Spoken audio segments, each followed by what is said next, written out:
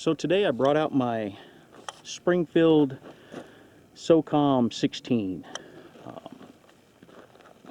The SOCOM 16 is one of the variants of the M1A that Springfield manufactures. And I think it was shortly after 9/11 that Special Operations Command, which is what the SOCOM stands for, they were looking for a heavy caliber, shorter barreled rifle.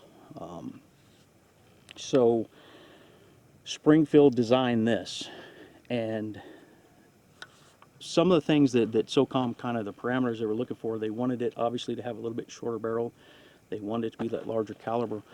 With that being said, they wanted the rifle to be a little bit lighter than your typical 308 or 7.62 by 51 rifle. They also wanted it to, have something that will help reduce the recoil and the muzzle rise from that shortened barrel. So with that being said, Springfield redesigned the gas system on their typical M1A, on shortened everything, and they also designed and developed this proprietary. It's kind of a compensator, actually a little bit of as a brake and a compensator, but it definitely helps to reduce the muzzle rise.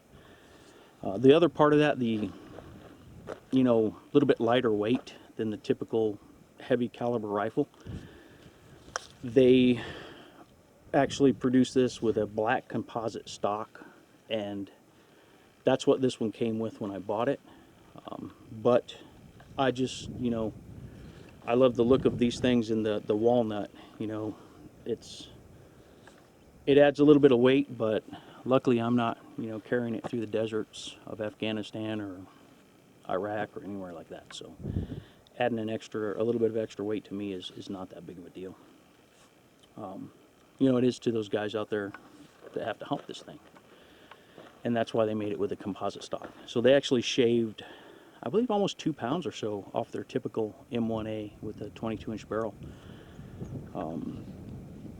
Some of the other things they added, they added this little section of Picatinny rail up here. It's kind of forward, and so it would facilitate, or it will facilitate, like a scout scope, a little bit, longer eye relief scope. You could also put, and some of the reviews I saw, they put some type of red dot and aim point or something up here, and that works really well. The sights on it it has the typical military rear aperture, kind of the peep sight rear aperture. It's fully adjustable for windage and elevation in MOA. The front sight, it's great for what it is. So this is more of a close-in weapon as opposed to the M1A, which is kind of a longer range weapon. But the front sight post on this rifle is really, really fat, and it does have a tritium insert in there, a Trigicon, I believe, insert. This is called the XS sight, so it does glow green at night, but it is really fat. It's definitely not made for precision long range shooting. That being said, you could probably shoot this thing out to 1,000 yards if you bench rested it, put a good glass on it, all those types of things. But this is kind of made for 300 yards and in, 300 meters and in, somewhere in there, and it excels at that.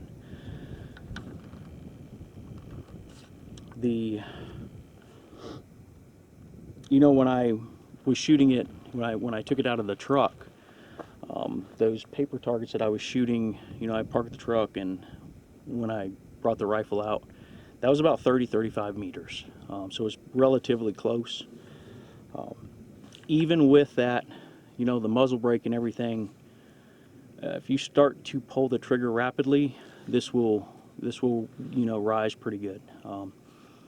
If you have slow, well-aimed shots, slow down a little, obviously you're going to be more accurate, but I just want to kind of fire it fast and see what it would do. So like I said, this is the 7.62 by 51 or 308 Winchester. They're They're almost exactly the same, but you can fire both out of this rifle. In my experience, with the 7.62, if you hit a bad guy from about the belt line up, torso shot, he's down for good. He's done. So the 7.62 is a great round, and it definitely has the the power needed.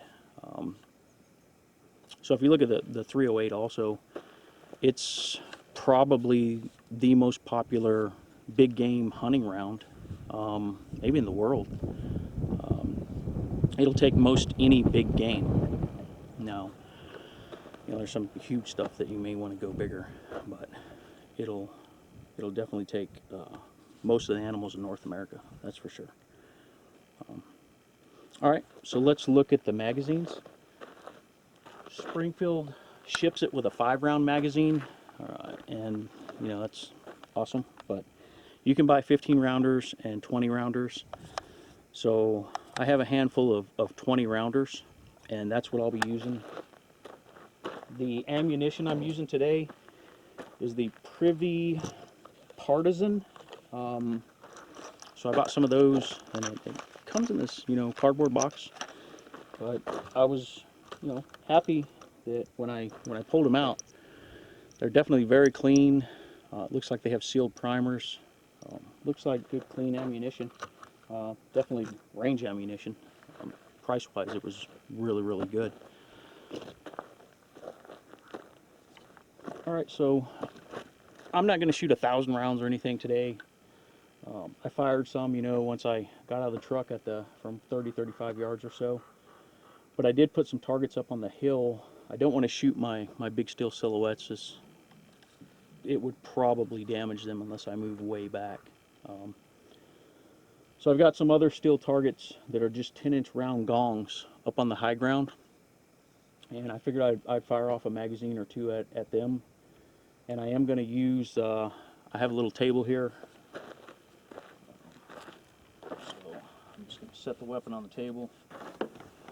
So there's a black gong. It's a 10-inch round black gong. Kind of the center of the screen. It's the highest target. And I'm going to try and hit that one first. And then I'll probably, after I take a few shots, then I'll zoom in on it.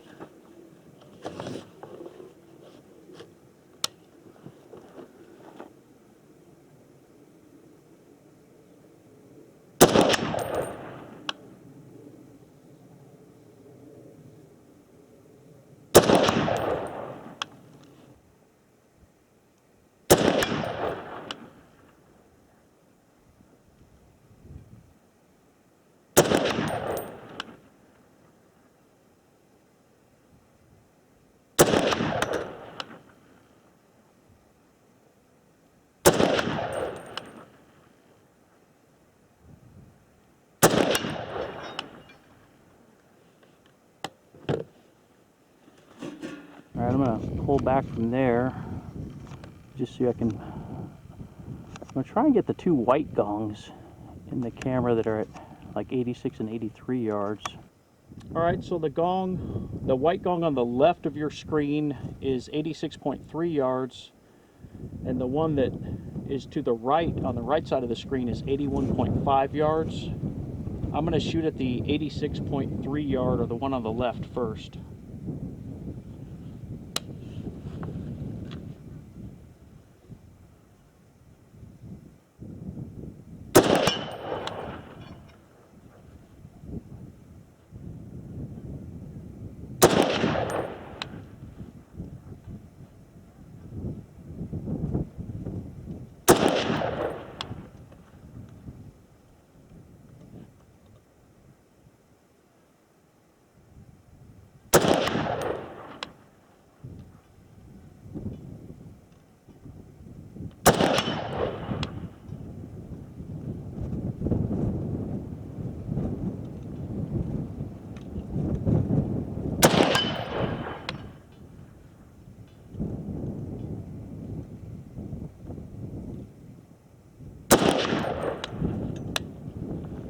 I think the sights are a little off. I'm having to hold to the right side of the silhouette, so I have to adjust my sights a little bit. That's good to know, but I'm going to shift over to the right one. The right silhouette, the white one that we're looking at, is at 81.5 yards.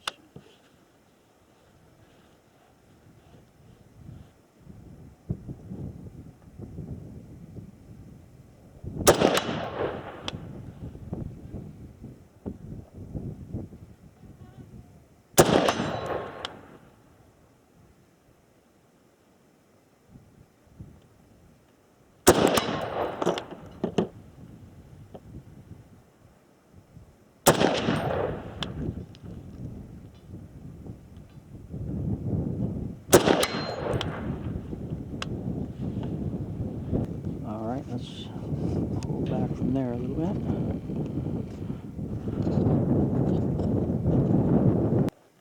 Alright, so I'm going to go ahead and fire a few rounds at these paper targets before the wind knocks them over. And from here we're about 44.8 yards, so a little under 45 yards.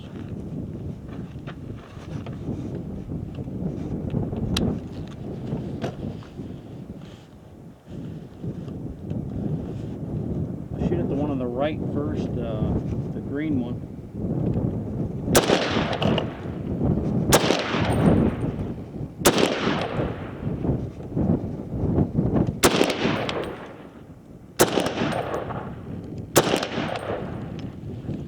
Alright, now the one on the left.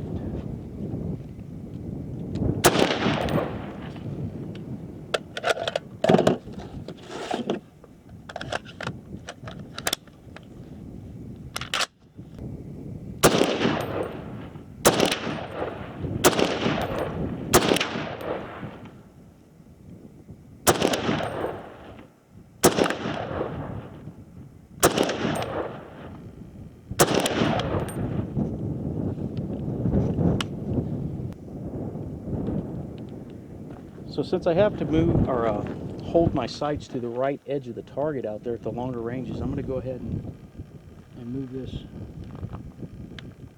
one click to the left and see what that does, and then I'll try at those farther ranges again.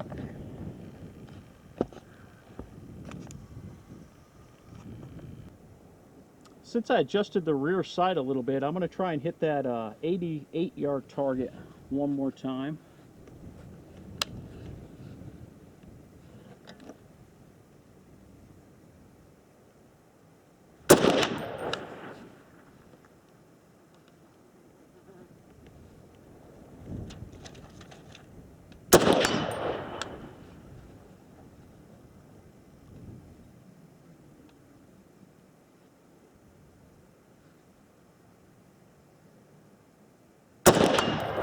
Oh boy, I guess the sights are doing a little bit better. Let me go ahead and readjust the camera at one of the other targets.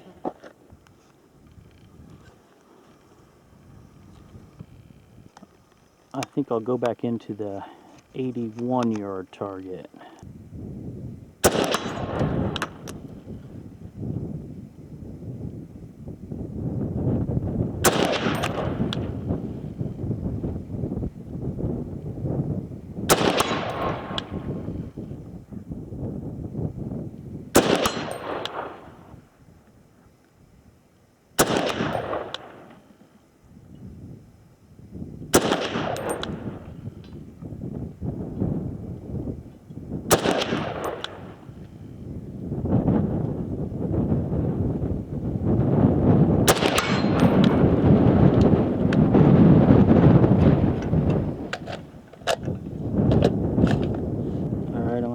Out of there. I'm going to shoot another couple magazines at the paper target since I readjusted the sights, and I think I'm hitting a little better now, a little more accurately.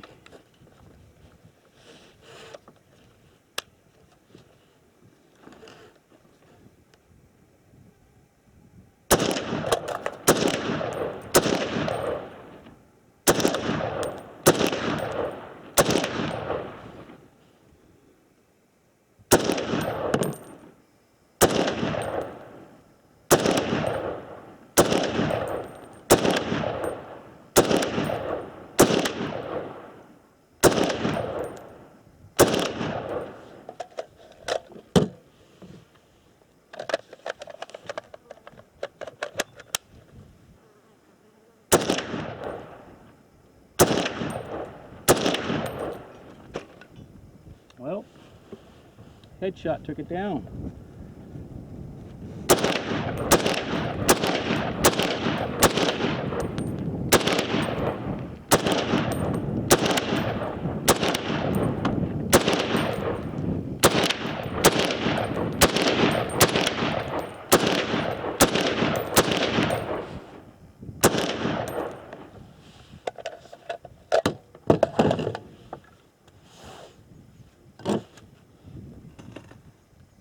All right, I think that'll do it for today. Okay guys, so I just fired a couple hundred rounds through the Springfield SOCOM 16. I haven't had this thing out in like probably 2 years, and I just felt like bringing it out today and shooting it. I thought I had zeroed this thing, and I guess I hadn't, or if I had, I didn't do a good job of it. Because I had to, you know, the longer range gongs, I initially had some problems until I adjusted that rear sight. And I think initially on the camera I had said that I need to go left, and I clicked it to the left, and I actually needed the rounds to go to the right. So I actually had to go and click it a couple extra times the other way because I had turned it to the left. I needed it to go back to the right. I should have known it, because even on the close-up ones, when I pulled up in the truck, and you know, I was firing a little fast, so they were kind of all over. They weren't real tight, slow, precision shots.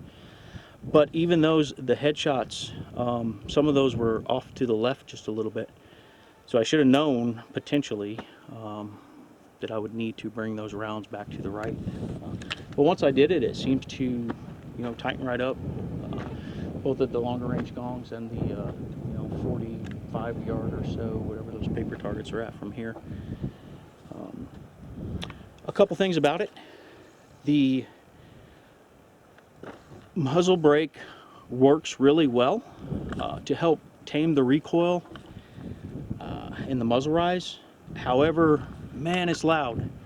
I would not want to be, you know, next to someone kicking in a door going in if they're carrying one of these things into a room, because this thing is really loud. It'll rock your partner's world, or anybody you have next to you. Just, you can keep that in mind, that if you take it out to the range and you have people kind of sitting to your left and right and you're shooting this thing, they're going to be a little angry with you, but that's their problem, I guess. Another thing, this Picatinny rail area, whoo, you could fry an egg on that thing. It gets red hot, and that's something just to be aware of if you have one of these, or you buy one of these and you take it out. This thing gets really, really hot. The handguards aren't too bad, it helps, but this, it is just really, really hot. What else about it? Oh, so another thing, you know, and I'm not blaming the gun. I did, you know, I had to adjust the sights, and once I did, I seemed to be able to hit a lot better, even at the closer range. I think the headshots and stuff. But the 88 yard Gong out there, this front sight is really, really fat. So when you're looking through the sights and you have your front sight on that 10-inch Gong at 88 plus yards, a little over 88, this front sight almost obscures that whole Gong. So you got to kind of figure out where you're going to place that front sight. It's really fat, and it's made, I mean, this weapon is made for closer in, kind of bad guy sized targets. So, and it's a, you know, it has the Tritium insert in there, so it's nice, it'll glow at night. So if you want to do something long range, this is not the sight. You would need to put on one of those scout scopes, or maybe even like an aim point, some type of good red dot system. That may help at the farther ones, because that is a really, really fat front sight. You know, at 50 meters and in, you know, it's not that bad. It's not going to obscure what you're shooting at too bad, unless you're trying to hit, you know, a dime-sized target. Just something to point out. All right, guys, I think that's about it. It is very, very, very hot today. I don't know what the temperature is supposed to be. 100 and a handful, and it's definitely there. I'm feeling it. I think some storms are kind of rolling in a little bit. So I had a lot of fun today. I will bring this thing back out in the future. Maybe I'll throw my aim point on it and put out, you know, go a little longer, go to 200, 300 yards and see how it does with an optic. I just don't think that front sight is, for me personally, is going to assist me any going out to any longer ranges. But like I said, I had a lot of fun. Thanks for watching, and I will see you guys next time.